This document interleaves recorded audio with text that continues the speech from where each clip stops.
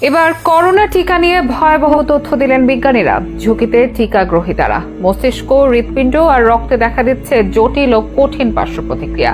জীবন বাঁচানো ভ্যাকসিনই এবার হয়ে উঠল মাথা ব্যথার কারণ। কি সেই পার্শ্ব প্রতিক্রিয়া, কি ধরনের সমস্যায় পড়তে দেখা যাচ্ছে এসব টিকা গ্রহীতাদের, এগুলো থেকে বাঁচার উপায় বা কি বলছেন বিজ্ঞানীরা, এসবের বিস্তারিত নিয়েই থাকছে এখনকার আয়োজন। 2020 সালের শুরু থেকে যখন করোনা মহামারীর ভয়াবহতায় উদ্বেগে ছিল গোটা বিশ্ব, যখন হু হু করে বাড়ছিল করোনায় আক্রান্তের সংখ্যা, দীর্ঘ হচ্ছিল লাশের সারি, তখন আশার আলো হিসেবে বিজ্ঞানীরা নিয়ে এসেছিল করোনার ভ্যাকসিন। আর এই ভ্যাকসিন আবিষ্কারের সামনে থেকে নেতৃত্ব দিয়েছিল ফাইজার, মডার্না, জনসন আর এস্ট্রাজেনিকার মতো ঔষধ কোম্পানিগুলো। অসহায় আত্মসমর্পণের বিপরীতে মহামারীর ভয়াবহতার বিরুদ্ধে লড়াই করার জন্য মানব জাতির কাছে একমাত্র অস্ত্র হয়ে উঠেছিল এসব ভ্যাকসিন বা টিকা। এইসব টিকা স্বস্তি এনেছিল মানব জাতির মধ্যে, বাঁচিয়ে দিয়েছিল কয়েকশো কোটি মানুষের জীবন। পৃথিবীতে মানুষের অস্তিত্ব রক্ষার্থে সব থেকে কার্যকরী হয়েছিল এসব ভ্যাকসিনই। তবে এবার সেসব ভ্যাকসিনের বিষয়ে উঠে এসেছে আরো খারাপ তথ্য। দেখা দিচ্ছে